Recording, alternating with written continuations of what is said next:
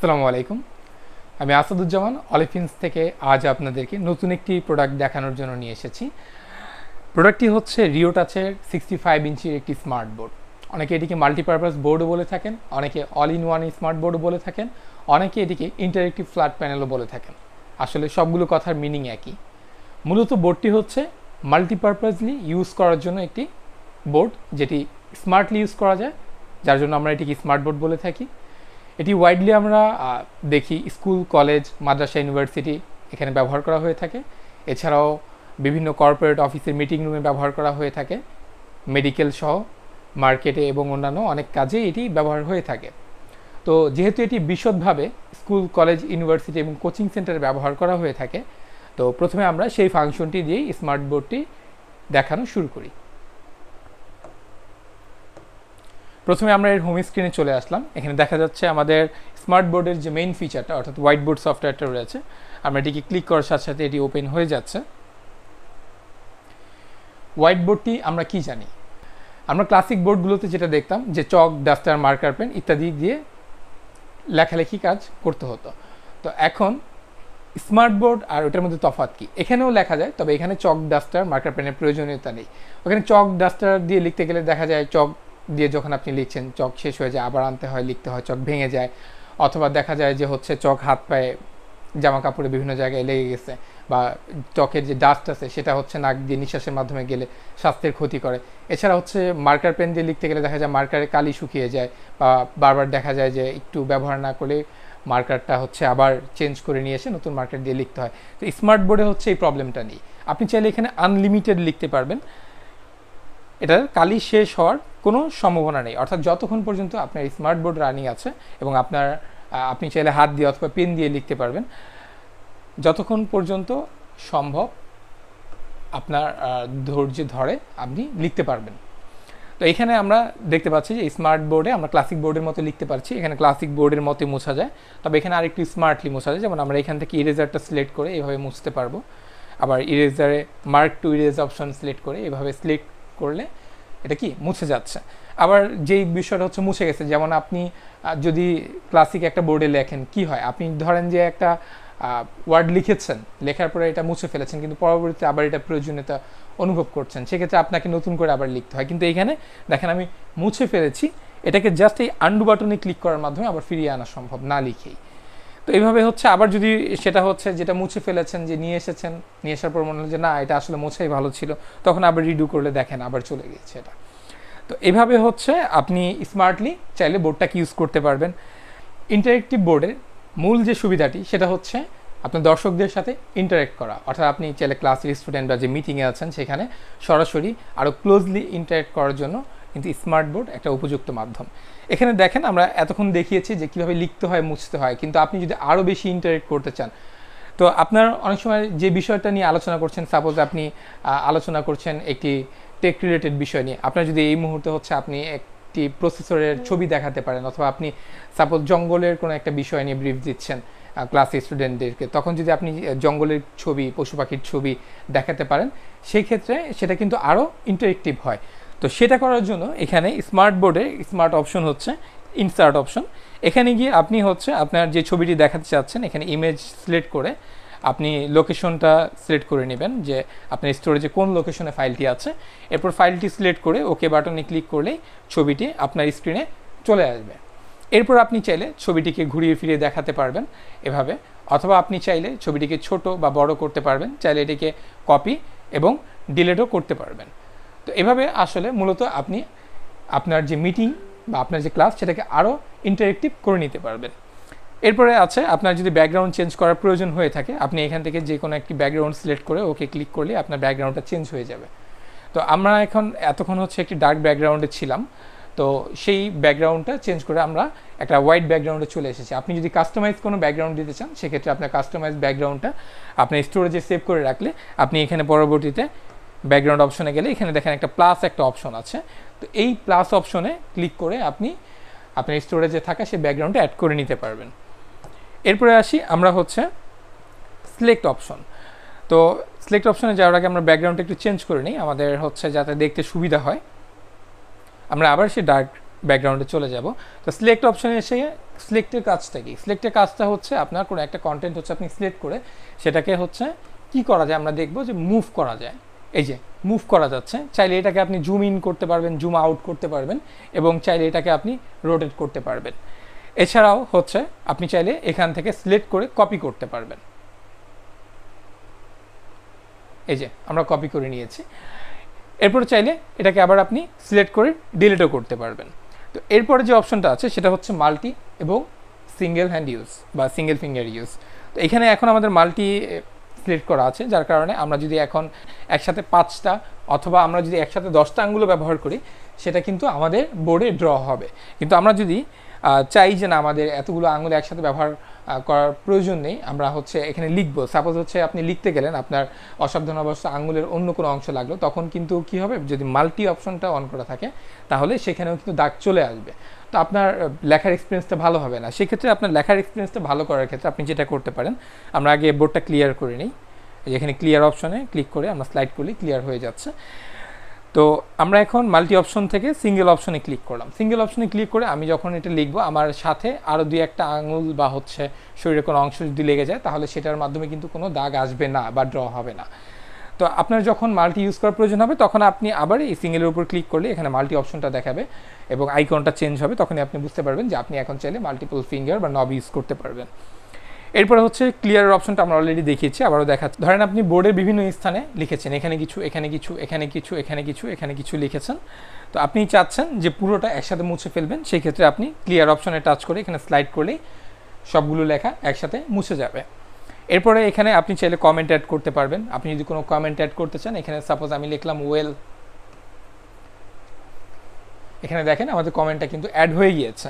এখন আপনি যদি চান কমেন্টটা মুছে ফেলতে আবার সেই একইভাবে ক্লিয়ার অপশনে গিয়ে স্লাইড করলে এটা মুছে যাবে। এরপরের অপশনটা হচ্ছে মেমো অপশন। এখানে আপনারা নিচে দেখতে পাচ্ছেন মেমো নামে অপশনটাতে ক্লিক করলে আমাদের একটা নোটের মতো চলে আসছে। এটা দিয়ে হচ্ছে কি কাজ করতে পারবো আমরা, অনেক ধরনের কাজই করা যেতে পারে। তো আমি যেটার কথা বলি যে আমাদের আগে ক্লাসিক্যাল বোর্ডে কি হতো, বোর্ডের এক কোনায় আমাদের আজকে কি বার, কত তারিখ, কোন স্যার ক্লাস নিচ্ছেন, কি ক্লাস নিচ্ছেন, এরকম একটা কিন্তু নোটের মতো থাকতো এবং প্রতি ক্লাস গেলেই কিন্তু আমরা সেটা মুছে মুছে চেঞ্জ করে দিতাম। তো এখন সেই কাজটা চাইলে কিন্তু এই নোটের মাধ্যমে, মেমোর মাধ্যমে করা পসিবল। আজকে আমি সাপোজ এখানে হচ্ছে ডে লিখলাম স্যাটারডে, ঠিক আছে। তো তারপর হচ্ছে এখানে ডেট লিখলাম আজকে 12 তারিখ। এরপরে হচ্ছে আপনি এইভাবে হচ্ছে ক্লাসের নাম, সাবজেক্টের নাম, টিচারের নাম লিখতে পারবেন। লিখে সাপোজ হচ্ছে আপনি এই নোটটা জেনারেট করে এখানে এক কর্নারে নিয়ে রেখে দিলেন। হ্যাঁ, তো আপনার কিন্তু সেই ক্লাসিক্যাল বোর্ডের মতো এই নোটটা কিন্তু একই কাজ করছে, কিন্তু করতে পারছেন কাজটা আপনি আরও স্মার্টলি। আপনি চাইলে এটাকে কপি করতে পারবেন, কপি করে আরেকটা নোট দিতে পারবেন, অথবা চাইলে এটাকেও ডিলিট করতে পারবেন এবং আপনার এই আগের নোটটাকেও চাইলে ডিলিট করতে পারবেন। তো এইভাবে হচ্ছে আপনি অন্যান্য কাজে, আপনি যদি অন্য কোনো নোট করার প্রয়োজন হয় সেক্ষেত্রেও এই মেমো অপশনটা থেকে আপনি কিন্তু নোটটা করতে পারবেন। এরপরে আসি আমরা আমাদের অন্যান্য যে ফাংশনগুলো আছে সেই ফাংশনগুলোতে। এখানে আমরা দেখতে পাচ্ছি যে সুইচ একটা অপশন আছে। সুইচ অপশনটার কাজ কি, এটা হচ্ছে আমাদের এই পাশে কিছু ফাংশন আছে, বোর্ডের এই পাশে কিছু ফাংশন আছে। যেহেতু বোর্ডটা বড় এবং হচ্ছে দুই পাশে দুই ধরনের ফাংশন আছে, আমরা যদি দেখা যায় যে এই সুইচ অপশনটা না থাকতো বা নর্মালি অন্যান্য বোর্ডে যেটা থাকে না, যার ফলে কি করতে হয়, আমাদের মুভ করে করে এখান থেকে অপশনগুলো সিলেক্ট করতে হয়। কিন্তু সুইচ অপশনটা থাকার কারণে আমাদের যেই সুবিধাটা হচ্ছে যে সুইচে ক্লিক করার সাথে সাথে আমাদের ওই পাশের ফাংশনগুলো এই পাশে চলে আসছে, এই পাশেরগুলো ওই পাশে চলে যাচ্ছে। তো আমি আবার সুইচ করে আমাদের আগের ফাংশনে চলে আসছি। এরপর যে অপশনটা আছে এখানে হচ্ছে নিউ, এর মাধ্যমে হচ্ছে আপনি নতুন পেজ নিতে পারবেন। সাপোজ হচ্ছে আমাদের এই পেজে ধরেন আমরা এতক্ষণ যে ক্লাসটা করেছি এটা হচ্ছে বাংলা ক্লাস, আমরা এখানে লিখলাম বাংলা।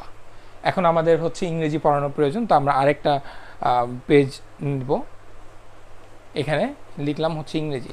বা আপনি বাংলা পড়ান অথবা ইংরেজি পড়ান, বা আপনার যদি হচ্ছে অন্য কোনো কাজেও, সাপোজ এই পেজটা ভরে গিয়েছে, আপনি চাচ্ছেন নতুন একটা পেজে হচ্ছে আপনাকে ম্যাথ করাচ্ছেন, ম্যাথের বাকি অংশটা দেখানো লাগবে, তখন আপনি এখান থেকে নতুন একটা পেজ নিতে পারেন। তো এইভাবে হচ্ছে আপনি পেজের সংখ্যা বাড়াতে পারেন। এরপরে এখানে হচ্ছে পেজ সুইচ করার একটা অপশন আছে, এই যে প্রিভিয়াস এবং নেক্সট, এই দুইটা বাটন দিয়ে আপনি চাইলে আগের পেজে পরের পেজে যেতে আসতে পারবেন।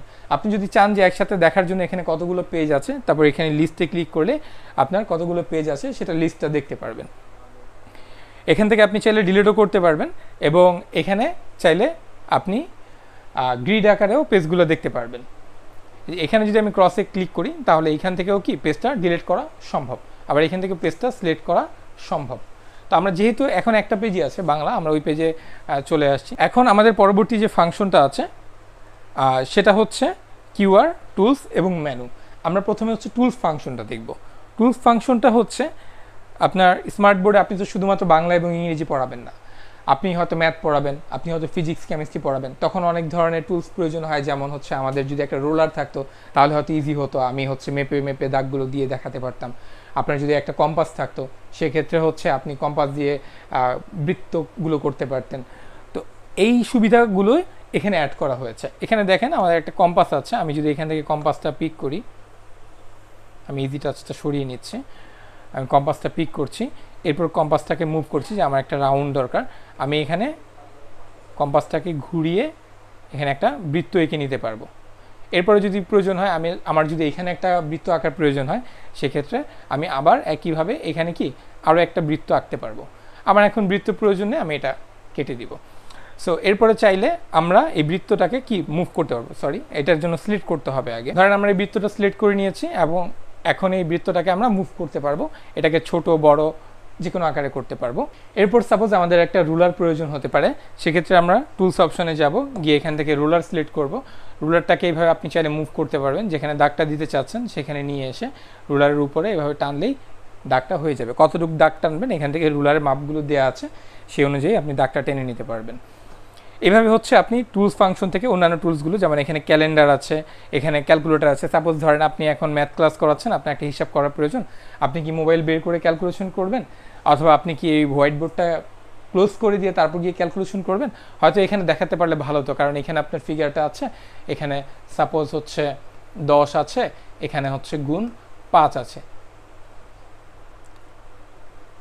তো এখানে ধরেন গুণ 5 আছে, তো 5 10 50, সেটা আপনি ক্যালকুলেশন করে দেখাবেন এই ক্যালকুলেটরের মাধ্যমে। এখান থেকে 10 × 5 দিলেন আপনি ইকুয়াল টু 50, আপনি এখানে ডেমনস্ট্রেট করে দিলেন।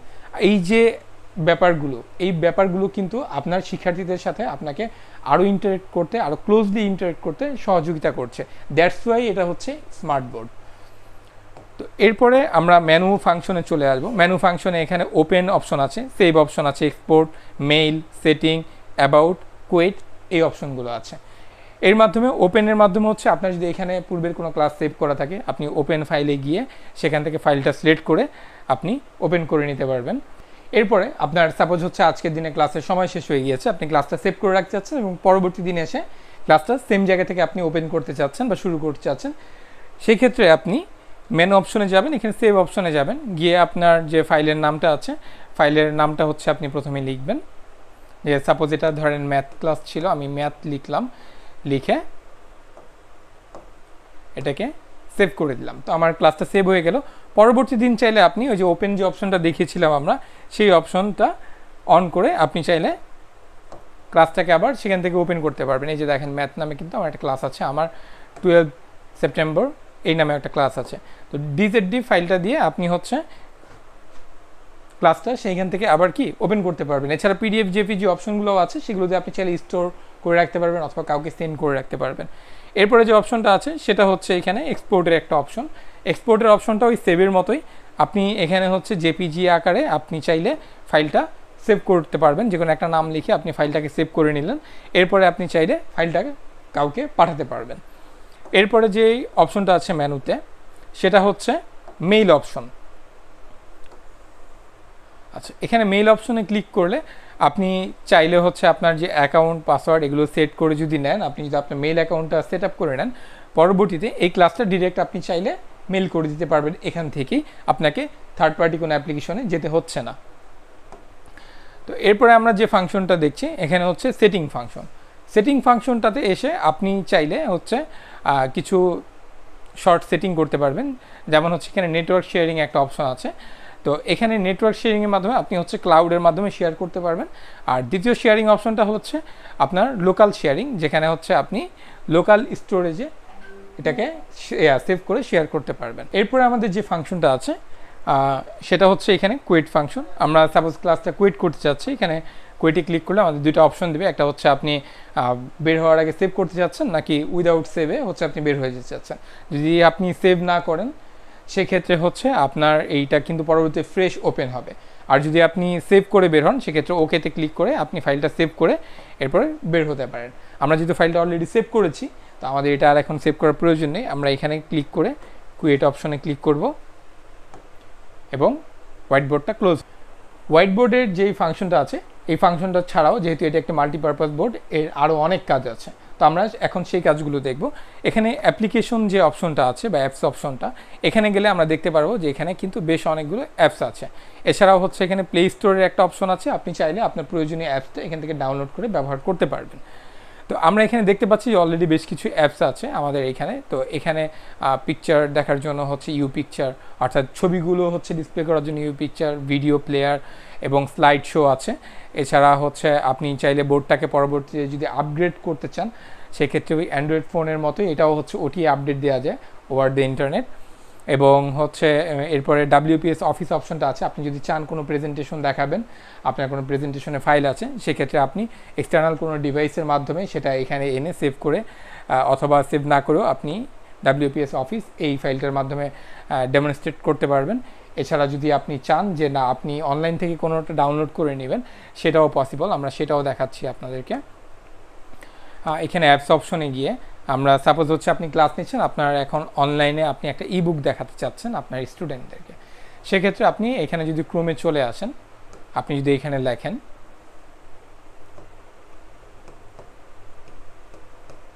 প্রাইমারি বাংলা বুক PDF, আমরা এইটা সিলেক্ট করলাম। এরপর হচ্ছে এখান থেকে আমরা জাতীয় শিক্ষাক্রম পাঠ্যপুস্তক যে বোর্ডের সাইটটা আছে সেখান থেকে একটা PDF ওপেন করতে চাই। এখন আমাদের এখানে PDF এর দুটো ভার্সন আছে, বাংলা ইংরেজি। আমরা যে কোনো একটা ওপেন করব।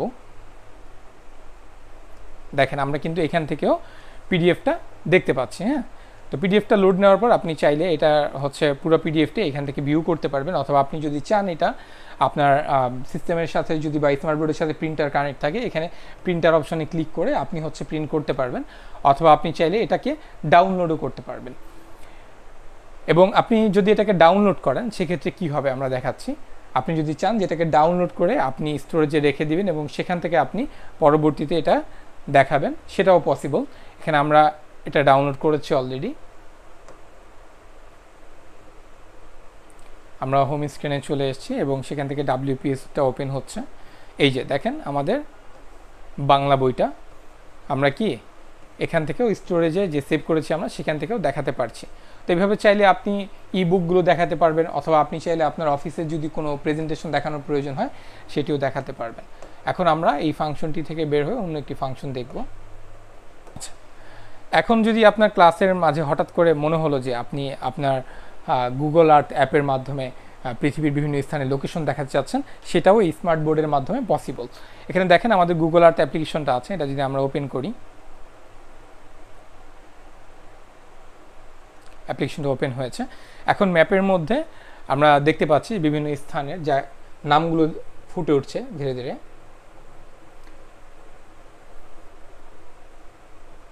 এটা সম্পূর্ণ লোড নেওয়ার পর আপনি চাইলে এটাকে জুম ইন বা আউট করতে পারবেন, অথবা মুভ করতে পারবেন, অন্যান্য জায়গাগুলো এখান থেকে আপনি দেখতে পারবেন।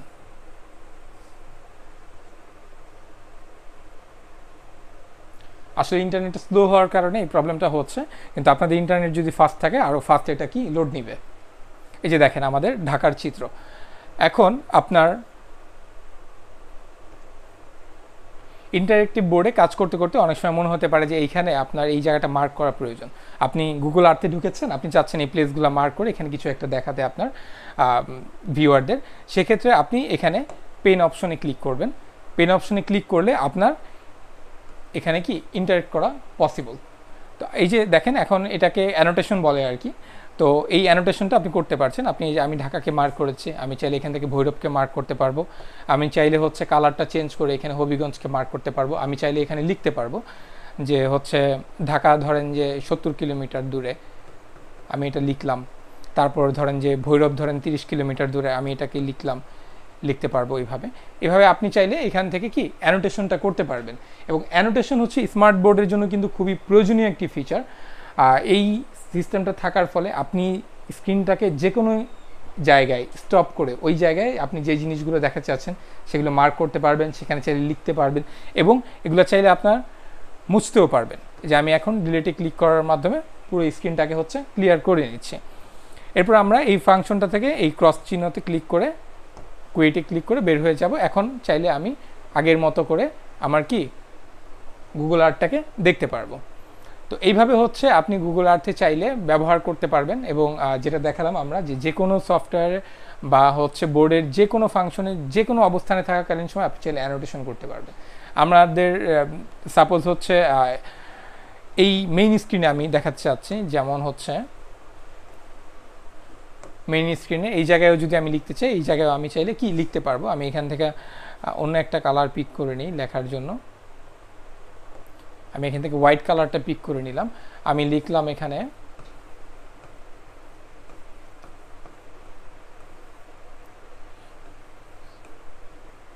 সরি এটা বেশি উপরে হয়ে গেছে।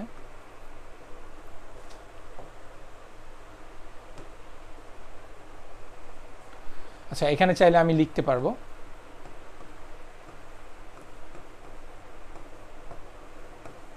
এভাবে চাইলে আপনি অ্যানোটেশনের মাধ্যমে যে কোনো সময় যে কোনো জায়গায় লিখতে পারবেন। এখন আমরা অ্যানোটেশনের ফাংশনটা থেকে বের হয়ে যাব। এখানে আমাদের আরেকটা অপশন আছে, এই অ্যানোটেশনের মতোই অনেকটা ফ্রিজ অপশন। তো আমরা সাপোজ হচ্ছে কোনো একটা অ্যাপ্লিকেশনে গেলাম, আমরা সাপোজ হচ্ছে ক্রোমে গেলাম।